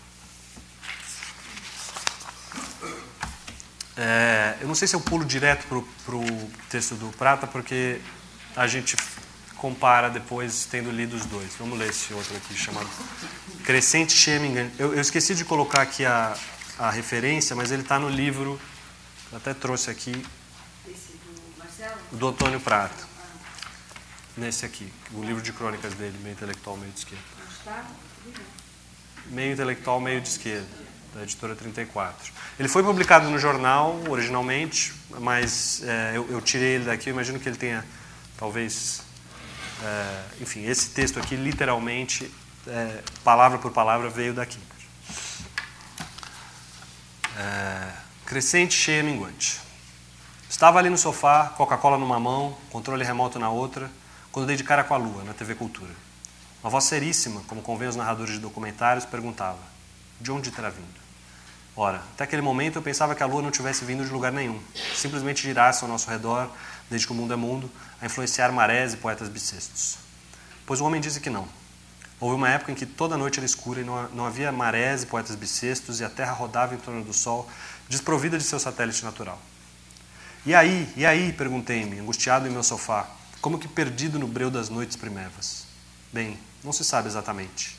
Ou vários pedregulhos que estavam vagando por perto, serragem da criação do sistema solar, acabaram se aglomerando e formando a Lua, ou, o que é mais provável, ela é um naco da Terra, arrancado pelo impacto de um asteroide. E esse naco, antes disforme, girou por tanto tempo à nossa volta que acabou redondo, como um caco de vidro à beira-mar. Palavras do narrador. Uma das missões do programa Apollo era descobrir do que a Lua era feita, e assim provar uma dessas teorias. Se fosse sangue do nosso sangue, seria filha do impacto. Se feita de serragem do sistema solar, a hipótese do aglomerado vencia, pois Neil Armstrong e seus colegas trouxeram todos os pedregulhos que couberam no porta-malas do módulo lunar, os cientistas da NASA analisaram tudo com seus aparelhos e, no fim, vieram a público dizer que, bem, não haviam chegado a uma conclusão. A Lua era parecida demais conosco para negarmos que fosse nossa costela, mas diferente o suficiente para suspeitarmos que talvez não fosse. O mais incrível, contudo, o homem de voz grave guardou para o final. Em 1969, os astronautas deixaram em solo lunar um quadradinho de cristal, menor do que uma carta de baralho. Toda noite, desde então, num vilarejo do Texas, um sujeito chamado Phil pega sua bicicleta, pedala até o topo de uma colina e puxa o gatilho de um enorme canhão de laser, mirando bem no meio de um quadradinho, bem no meio do quadradinho. O laser bate lá, volta à Terra e Phil anota quanto tempo demorou. A cada dia, o raio demora mais para voltar, o que prova algo que os cientistas já desconfiavam. Atraída pelo Sol, a Lua se afasta de nós, 1,89 centímetros por ano. Um dia ela estará tão próxima do astro-rei que será engolida pelas chamas. Terminado o documentário, eu estava melancólico como o diabo. No fim das contas, a Lua se parece muito com outra coisa, que sabemos do que é feita, não exatamente como surgiu e só podemos afirmar com certeza que um dia acabará. Enquanto isso brilha, dirá o poeta bissexto. Algumas noites, algumas noites. Eu acho interessante pensar nesses dois textos em comparação. Bom, primeiro assim, falando mais superficialmente dos elementos Tem uma coisa no texto do Antônio Prata que é muito clara, que assim, é um elemento de intimidade. É quase como se o cronista está muito perto do leitor. A gente está no sofá dele ali, assistindo aquele documentário. Ele fala, estava ali no sofá com a Coca-Cola na mão. Então, tem uma outra coisa que eu acho interessante aqui, que é o jeito que os dois olham para esses dois documentários. Um parece ser o cronista, o olhar do cronista, e o outro é um olhar um pouco do articulista. O texto do Marcelo Coelho é quase um texto rabugento. Ele ficou com raiva que o documentário não era profundo o suficiente. Ele queria que o documentário desvendasse grandes segredos para ele, que ele pudesse discorrer nesse texto aqui. E aí, mas na verdade o documentário mostra que nós somos muito pequenos, perto da imensidão do universo, etc. O Antônio, por outro lado, estava curtindo. E estava igualmente curioso, querendo saber mais, mas estava em busca de um... Parecia que a sensação que eu tenho é que o Marcelo Coelho estava em busca de uma teoria. E o Antônio Prata estava em busca de uma ideia, de algo que desse para ele. Nesse sentido, essa crônica se parece um pouco com aquela primeira do Fernando Sabino, no sentido de que, ao final, ele descobre a metáfora que ele estava procurando. Ele junta a lua se afastando, a lua com a vida. Né? Que quando ele está falando aqui, lua se parece muito com outra coisa, etc. Está falando que a gente sabe como vai... que não sabemos como surgiu e só podemos afirmar com certeza de que um dia acabará, etc. É interessante, acho, comparar esses dois textos, porque eles são dois pontos de vista muito diferentes sobre uma coisa semelhante com documentários científicos. Eu acho que o Coelho realmente não se propõe a escrever uma crônica. Embora, mais uma vez, esse é um dos textos mais pessoais dele. No sentido de se colocar e da próprio mau humor dele um pouco, e a decepção com o documentário está muito claro aqui. Mas ainda assim a dimensão humana, a coisa do dia a dia, essa proximidade com o leitor, fica em segundo plano. Quando no texto do Prata é o contrário, ele está querendo uma conexão literalmente com a vida. Ele quer entender o que aquilo lá pode falar sobre nós. Ele está atrás, não de uma grande compreensão teórica sobre o universo, mas de uma compreensão sobre o homem, sobre o que tem ali naquelas imagens que lembra ele a vida como ela é, e como os mistérios da astronomia, de alguma maneira, espelham os mistérios da vida. Eu gosto muito dos dois textos, mas são pontos de vista muito diferentes, acho que resultados muito diferentes também, justamente porque partem de olhares muito particulares sobre um tema semelhante. Você acha que alguma dose de lirismo é precisa para caracterizar uma crônica? Porque aqui me parece que o Marcelo Coelho não tem o lirismo. As metáforas são mais secas, científicas, mais duras. Né? A Terra como parafuso, a Terra é mesmo como parafuso, ela gira e tal. E aqui tem um certo lirismo. Eu acho que eu não sei se ela precisa ter. O texto do Humberto, por exemplo... Por outro lado, a Vanessa não tem Humberto. O texto do Humberto é uma crônica clássica, mas esse elemento lírico não está presente ali. Eu acho que as melhores crônicas equilibram essas coisas, todas essas coisas. E semana passada a gente viu a pessoa que faz isso melhor, que é o Rubem Braga, que tem tudo ali. Tem humor, tem lirismo. Mas eu não acho que isso seja um pré-requisito. E não acho também que... existem grandes crônicas que não chegam lá no sentido do lirismo, que nem querem chegar lá e funcionam e etc. O Veríssimo é um caso claro que a gente vai ler agora. Muito poucas crônicas dele têm essa iluminação lírica ao final. Mas ele é um grande cronista, um grande observador do Brasil e das pessoas e da natureza humana. Mas ele está olhando de um ponto de vista mais de revelar os nossos pequenos ridículos, mas o aspecto lírico não está tão presente. Então, acho que a gente pode terminar com esse... não sei, se der tempo a gente lê algum dos outros. Esse texto do Luiz Fernando Veríssimo, porque retomando aquilo que naquela crônica que a gente leu no começo do Antônio Prata fala sobre o mundo ideal do cronista, que ele carregaria um laptop consigo e recolheria os ingredientes do dia a dia, fabricando algo fresco e tal. A sensação que eu tenho, às vezes, lendo as melhores crônicas do Luiz Fernando Veríssimo é que ele é um pouco esse cara. Parece que, num certo sentido, parece que a gente realmente está morando na cabeça dele. E acessando o pensamento dele. Pulando de um registro para o outro. Parece que... Eu escolhi justamente uma crônica, que são 3, mas que veio no mesmo espaço, porque, de fato, parece que ele muda de estação rapidamente, de um jeito que a gente parece que tem acesso um pouco às loucuras que estavam passando na cabeça desse cara no momento em que ele escreveu. E não existe necessariamente algo que ligue esses textos um ao outro, fora o ponto de vista desse cronista. Então, o que parece uma desconexão se conecta porque é isso, a gente está vendo com os olhos desse cara o mundo, para 3 coisas completamente diferentes.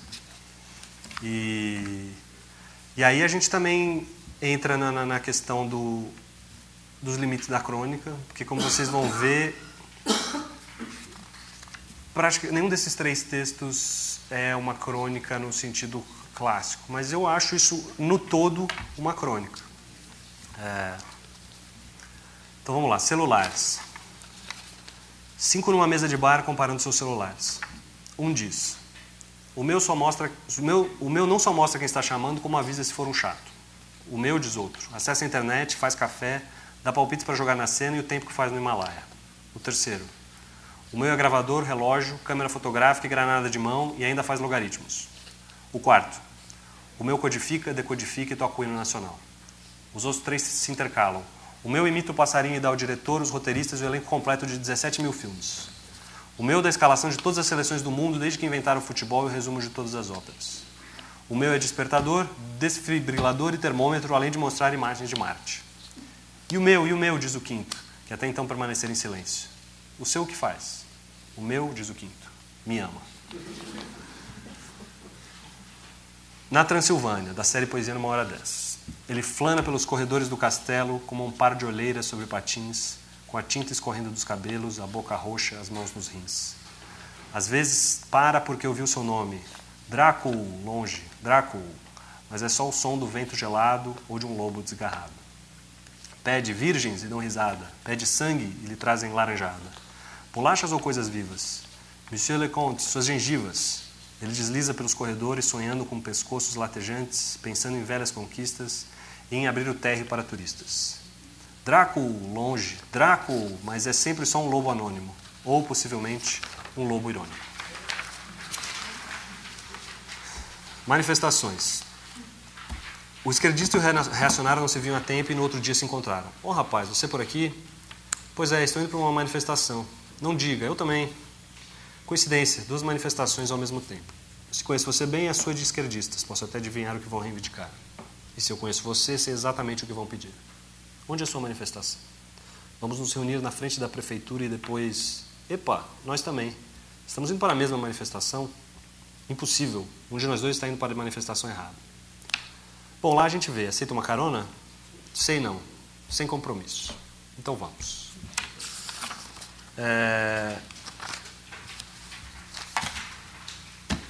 Enfim, aqui a gente tem 3 manifestações, perdão do trocadilho, de como o Luiz Fernando Veríssimo aborda a crônica. É possível que vocês já tenham lido crônicas dele. Ele é o nosso cronista vivo mais popular e lido.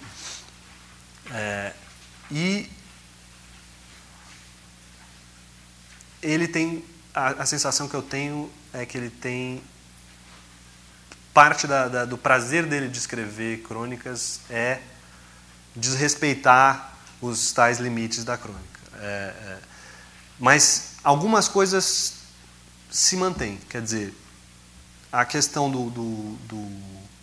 da conexão com temas do dia a dia, sejam temas do dia a dia no sentido das notícias mesmo. Ele tem esse pequeno texto aqui no final sobre as manifestações. Se vocês verem, foi escrito no fim de julho isso aqui. A questão das manifestações ainda estava em todos os noticiários e na vida de todo mundo, muito mais presente. Como também questões do dia a dia de uma maneira mais geral, a questão dos novos celulares, que tem milhões de funcionalidades e etc.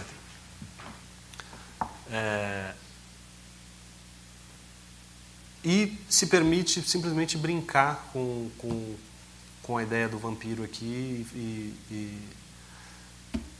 e escrever essas rimas aqui. Eu escolhi ler o Veríssimo, primeiro porque, obviamente, ele é o Veríssimo, mas porque ele basicamente destrói todas as nossas teorias que a gente falou até agora sobre crônica. Mas, por outro lado, reafirma outras, que são essas. A questão da proximidade, do tom, da conexão com o dia a dia, com os temas mundanos e a liberdade. Acho que a crônica é um exercício de liberdade nesse sentido e de absoluta despretensão, que eu acho que ele exercita muito bem. Essa não é minha crônica favorita do Luciano Veríssimo, mas eu achei que seria interessante porque ela é recente e ela dá essa ideia de como a crônica não é só o que o cronista diz, mas ela é a cabeça do cronista. A gente volta a ler o cronista porque a gente quer saber como aquela cabeça lê o mundo. Você não acha que ele tem, assim, sempre uma gozação? Ele é um cronista um gozador. Eu acho que ele tem, embaixo essa primeira crônica é praticamente uma piada, né? Uma piada. Mas embaixo dessa piada, no fundo dessa piada, ele está colocando a posição dele, a inutilidade dessa tecnologia toda para determinadas pessoas, completamente inútil, clima do Himalaia, e acobertando o quê? A falta de afetividade. O celular ama ele. Quer dizer, as pessoas pararam de se falar, né? De ter esse contato amistoso e conversa com o celular, né? Conversa com a tecnologia. A outra é a mesma coisa, porque o Veríssimo deve ser de uma geração, que nem a minha, em que as pessoas tinham ideologia política. Então as manifestações tinham realmente dois lados. No dia aqui na Maria Antônia, que eu estava na filosofia na PUC, e o pessoal da PUC junto com a Maria Antônia se debatia contra o Baqueiro. Hoje em dia, essa juventude não tem ideologia, praticamente. Então vai todo mundo para a mesma manifestação. Mas a sensação que eu tenho é que ele não estava fazendo um julgamento do fato de terem pessoas de diferentes ideologias, mas estava observando a ironia desse evento, do fato de pessoas que acreditam em coisas completamente diferentes estarem se manifestando, estarem igualmente insatisfeitas por motivos diferentes, se manifestando no mesmo lugar. Se fosse um absurdo da vida. Ele tem um olhar muito forte sobre muito agudo assim sobre os pequenos absurdos, tal. É uma das características do texto dele. É interessante o seu desafio de fazer a gente olhar para essas três partes aparentemente fragmentadas de você como algo único. Eu acho...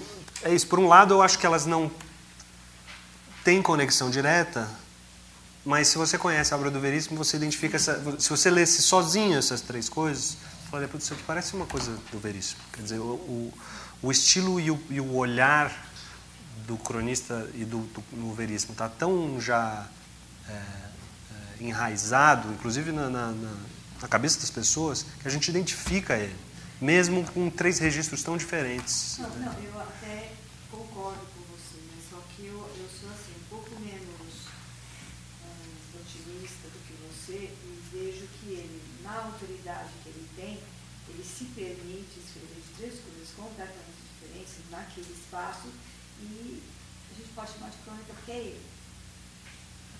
É tudo bem escrito, é bonito, todos os três são lindos. Mas você não acha que tem características aqui que mais uma vez, o limite muitas vezes entre crônica e ficção, e semana que vem vocês podem encher bastante o saco do Fabrício com isso, muitas vezes é muito tênue mesmo. Mas você considera isso crônica? Considero. Mas se você me mostrasse, por exemplo, esse primeiro texto aqui, e selecionasse todos os textos de diálogo, o Veríssimo trabalha muito com diálogo, e colocasse num livro e me apresentasse, falasse assim, esse aqui é um livro de pequenas ficções, etc., eu compraria, no sentido compraria a ideia. Ele trabalha nesse meio do caminho mesmo. Não sempre. Alguns textos do Veríssimo são textos de opinião com uma pitada de humor. Alguns textos do Veríssimo são crônicas clássicas, no sentido dessas mais próximas dessas crônicas braguianas, etc., no sentido de pegar uma pequena coisa da vida e achar uma iluminação maior, etc. Ele circula por todos esses lugares, mas de maneira geral, acho que tem um tom que subsiste aí.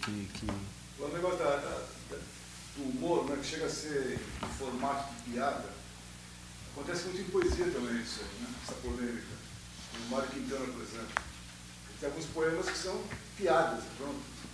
E aí se discute se aquilo é poesia, não é? Manuel Bandeira também. Você não acha que tem isso? Tem, não. Tem. O fato de eu estar dando esse curso com o Fabrício tem um lado ruim que eu não posso, obviamente, para não soar cabotino, usar as coisas do próprio Fabrício. Mas ele, por exemplo, escreve quadrinhas. Inclusive vai lançar um livro agora de quadrinhas paulistanas, que ele publica na revista São Paulo, e que é uma poesia no sentido de ser versificado, um retrato de vida versificado, mas são crônicas paulistanas também, no sentido de descortinarem pequenos acontecimentos, quase fotografias da realidade paulistana. É muito no meio do caminho. Então, é isso. A crônica é esse gênero elástico, e às vezes ela realmente se estica de um jeito que ela encosta no outro, na outra ponta. Faz parte da diversidade da crônica, da voz da crônica. Então, mais uma vez, esse é um curso perigoso no sentido de que a gente está tentando delimitar fronteiras para uma coisa que não tem muito fronteira. Mas a ideia aqui é fazer com que vocês identifiquem algumas características comuns e entendam também como para todas essas regras existem exceções e etc. Estava pensando aqui em aprofundar um pouco aquela coisa da metalinguagem que o Braga também estava utilizando, mudando algumas coisas, por exemplo, o celular. Né? Será que o celular também não está servindo laranjada? Como? Eu estou trocando. Porque o celular faz sim. tanta coisa. Será que o celular também não está servindo laranjada? Como serve para o gráfico? Uhum. Né? Então, eu acho que aí começa a ter uma ligação, uma metalinguagem por trás dos três textos. E se a gente separar os textos, realmente não vai dar crônica. Mas juntando esses três e fazendo esse intercâmbio, né? Provavelmente que ele está dizendo isso, que o celular faz qualquer coisa, até ama, né? Que não é o papel do celular. E no caso do Drácula, né? Ele quer sangue, não laranjada ou risadas. E também não é o papel dele de servir de guia turístico. Mas ele está pensando. Provavelmente por isso seja um novo idioma. Agora, no terceiro texto, os esquerdistas nacionais não se viam a tempo. Ou seja, estão servindo laranjada, o esquerdista e o direitista, por conta do tempo. Não, nesse sentido, os três textos, de maneira geral, poderia dizer que são textos sobre realidades deslocadas, assim, né? Mudança do ocorrendo contemporâneo, justamente que nada é o que é ou é tudo, e mais um pouco, assim, Verdade. Não tem mais os papéis fixos. Assim. Verdade. Muito bem. Será que a gente lê mais um ou... Olha, eu sei que o mais lógico seria eu ler o texto do Cuenca, porque eu já li 2 do Prata, mas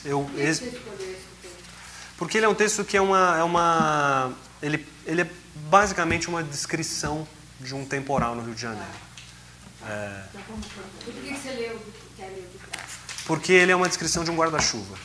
E eu queria falar sobre como muitas vezes é isso, a gente está falando de temas grandes e como às vezes o cronista chega em lugares enormes partindo de uma coisa...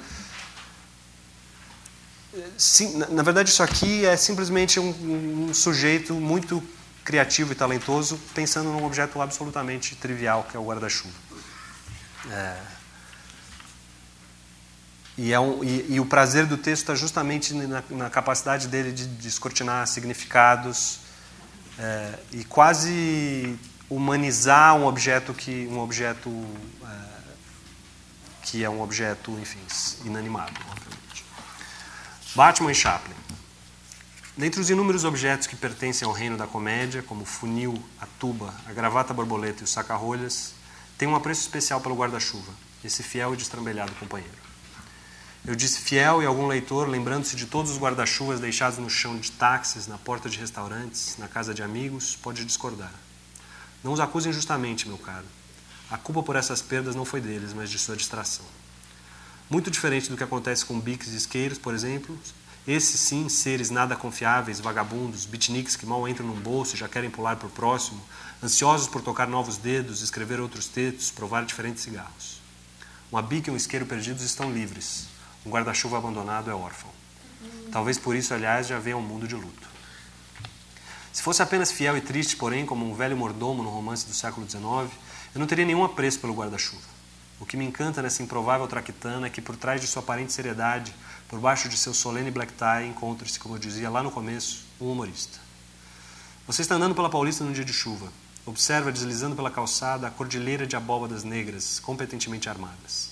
Então, aproveitando uma rajada de vento, um desses comediantes joga o fraque para cima, pelo simples prazer de exibir suas anáguas de metal como uma dançarina de cancã. Um chacoalhão de seu dono e o pândego volta ao normal, fingindo que nada aconteceu, com a ironia britânica que lhe é peculiar. Lord inglês, dançarina de cancã, percebe? Poucos objetos são mais contraditórios. Visto por cima, vestido balonê. Por baixo, revolução industrial. Armado, mini paraquedas. Fechado, banana passa. Sempre que em qualquer canto do globo um guarda-chuva é aberto, põe-se em movimento o eterno cara ou coroa entre a ordem e o caos. Por centenas de vezes, o anel desliza perfeitamente pela haste, as varetas se erguem, a lona estica. Apolo venceu. Um dia, contudo, um dia em que este caprichoso filho de morcego com bicicleta acordou com a pá virada, cada docinho de mental resolve mover-se para um lado. Onde deveria desabrochar o hirto semicírculo, surgem 1000 cotovelos, em vez da perfeição esférica temos bicho da Lygia Clark, e é assim, com uma gargalhada de Dionísio, que morre um guarda-chuva. Morre, mas só individualmente. Coletivamente, apesar de seu óbvio anacronismo, é primo do 14 bis, irmão da máquina de escrever, namorou uma sufragete, resiste. E não acho que são poucas as tentativas de superá-lo. Segundo uma matéria da revista New Yorker, o órgão responsável pelas patentes nos Estados Unidos tem mais de 3.000 registros relativos aos guarda-chuvas e a cada mês chegam tantos outros que há 4 funcionários só para cuidar dessa área. Não passarão, digo eu. Eu, passarinho, dirá o guarda-chuva. Esquecido no chão, aberto, aproveita a primeira lufada para sair voando. Outra de suas brincadeiras favoritas, desengonçado como uma galinha, como um gordo dançando balé, como um gorila brincando nos trapézios, irretocável em sua harmoniosa desconjunção.